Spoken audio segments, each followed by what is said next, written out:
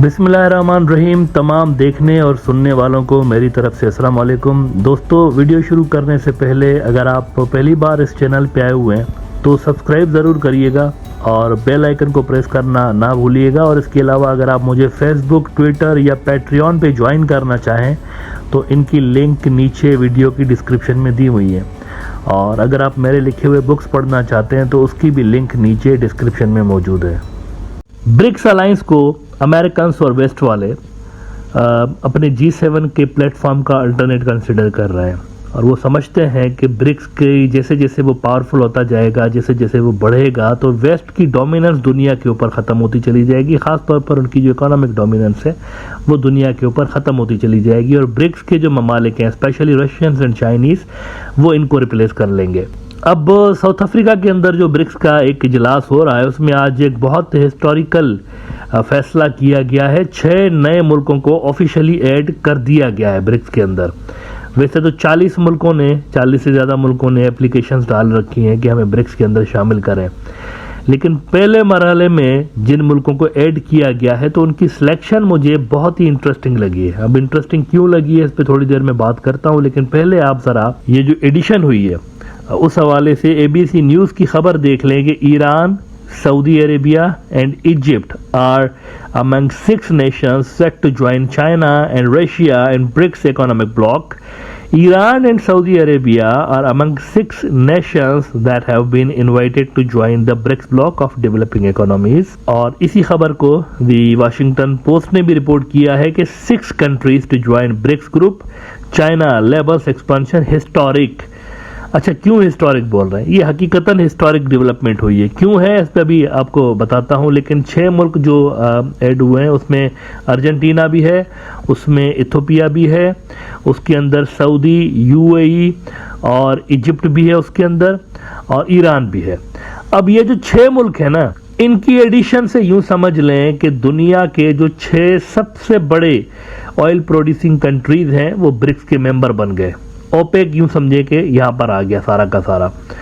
और ये फिर वेस्ट के लिए एक थ्रेट है, क्योंकि जो एनर्जी की मार्केट है वो कैप्चर कर ली इन्होंने। ब्रिक्स अलायंस के पास आ गई दुनिया की एनर्जी की मार्केट। दुनिया चलाने के लिए तेल चाहिए और तेल पैदा करने वाले तकरीबन सारे मुल्क जो टॉप के मुल्क हैं वो इधर आ गए। अर्जेंटीना भी आ गया, सऊदी भी आ गया, रशिया तो था ही, फिर इसमें ईरान भी आ गया, फिर इसमें UAE भी आ गया, ये सारे आ गए। इसी वजह से फिर द फ्री प्रेस जर्नल ने लिखा है कि BRICS announces expansion adds 6 of the world's largest oil producing countries threatens West dominance. The countries that will be added to the group will be Argentina, Egypt, Ethiopia, Iran, UAE and Saudi Arabia.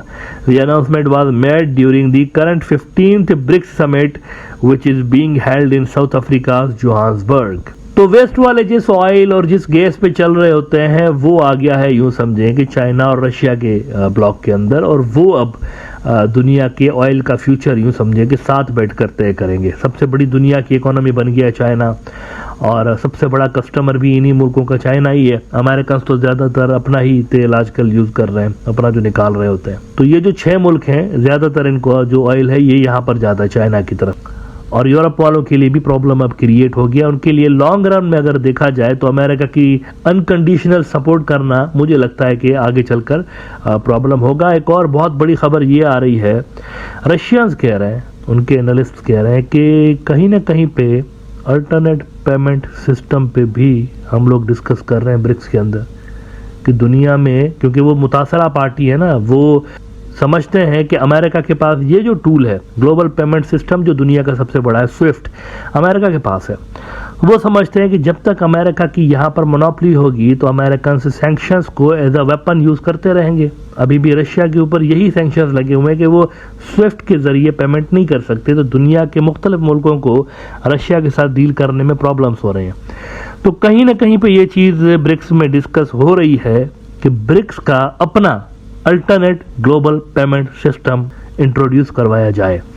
और अगर ये हो जाता है, जिसकी possibilities बहुत ज़्यादा हैं, अगले 1 साल 1.5 साल के अंदर हो सकता है कि इंट्रोड्यूस करवा दिया जाए। अगर ये हो जाता है तो अमेरिका के पास ये जो सैंक्शंस लगाने की, उसको बात बात पे सैंक्शंस लगा देते हैं ना, मेरे ख्याल से ये उनका वेपन गैर मुअस्सर हो जाएगा, इनइफेक्टिव हो जाएगा। किसी मुल्क के ऊपर अगर ये सैंक्शंस थोप भी देंगे तो वो अल्टरनेट पेमेंट सिस्टम के जरिए ट्रेड दुनिया के साथ करता रहेगा, कोई मसला नहीं होगा।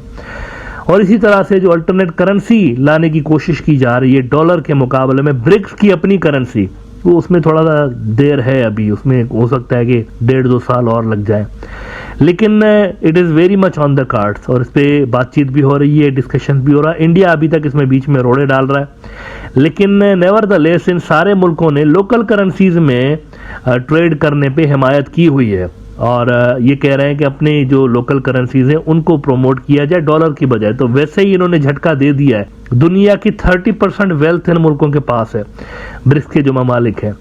तो अगर दुनिया की 30% दौलत रखने वाले मुल्क आपस में ही ट्रेड जो लोकल करेंसीज में करेंगे तो डॉलर तो नीचे जाएगा ही ना। डॉलर को तो वैसे ही उन्होंने धपड़दूस यूं समझे कि कर ही दिया, ऊपर से अगर पेमेंट सिस्टम भी अपना लेकर आते हैं तो फिर तो मेरे ख्याल से ये अमेरिकन डोमिनेंस को एक बहुत बड़ा झटका होगा दुनिया के अंदर, जो उनकी एक डोमिनेंस तो है बहरहाल, तो एक बहुत बड़ा उसको झटका होगा। और ये क्लियर साइन है कि गेम अमेरिका के हाथ से निकल रही नहीं है, निकल चुकी है ऑलरेडी। वो जो एक super power, sole super power का स्टेटस रख के बैठे हुए थे इतने डेकेड से, वो गेम उनके हाथ से निकल गई है। DW ने वैसे कुछ अरसा पहले खबर लगाई थी कि a new world order, BRICS nations offer alternative to west, predictions about the BRICS countries as the fastest growing economies haven't quite panned out. Instead, the alliance is now offering a diplomatic forum and development financing outside of the western mainstream. पहले तो ये होता था ना, G7 वाले world bank के भी donor थे, IMF के भी डोनर्स थे, यहाँ से पैसा आता था तो ये दुनिया भर के मुल्कों को मिलता था, इकोनॉमी और बाकी की पर्पसेस के लिए इनको बेल आउट पैकेजेस मिल रहे होते थे, तो कर्जा इनको मिलता था। लेकिन अब तो एक अल्टरनेट आ गया उसका, और भारी भरकम किस्म का अल्टरनेट आया है। सऊदी, UAE, ये कोई छोटी मोटी इकोनॉमीज नहीं है, दुनिया की बहुत बड़ी इकोनॉमीज है। अच्छा, एक इंटरेस्टिंग बात ये भी नोट करें कि मिडल ईस्ट का जो सबसे इंपॉर्टेंट हिस्सा है वो सारा का सारा ब्रिक्स में आ गया है। मिडल ईस्ट दुनिया का सबसे इंपॉर्टेंट खित्ता है, वो सारा का सारा यूं समझें कि ब्रिक्स में है। आप देखिए कि UAE, सऊदी और ईरान, ये मिडिल ईस्ट के सबसे इंपॉर्टेंट हिस्से हैं, ये ब्रिक्स के अंदर आ चुके हैं। इसके अलावा बहरीन और कुवैत के लिए भी ये रिपोर्ट्स आई हुई हैं कि उन्होंने भी एप्लीकेशन डाल रखी है, बहरीन और कुवैत ने। कतर का अभी तक मैंने नाम नहीं पढ़ा कहीं पे कि कतर ने ये ब्लॉक ज्वाइन करने के लिए एप्लीकेशन डाली है या नहीं डाली, लेकिन बहरीन और कुवैत ने डाली हुई है, उनका नाम मीडिया में रिपोर्ट होता रहा है।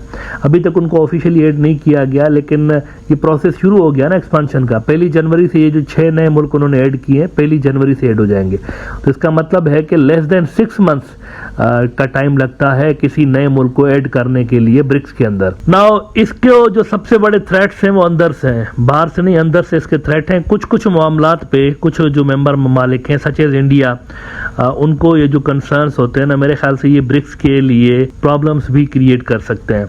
अभी भी हमने देखा कि ये जो एक्सपांशन हो रही है ब्रिक्स की, उसके अंदर भी डिफरेंस ऑफ ओपिनियन था, इंडिया का था, और बाकी वैसे ब्राज़ील का नाम भी आ रहा था, लेकिन ब्राज़ील का डिफरेंस मेरे ख्याल से मीडिया ने कुछ ज़्यादा ही हाइप दी है उसको। इतना ज़्यादा उनको खुद को नहीं था जितना वेस्टर्न मीडिया ने लिखा है ब्राज़ील के कंसर्न्स के बारे में।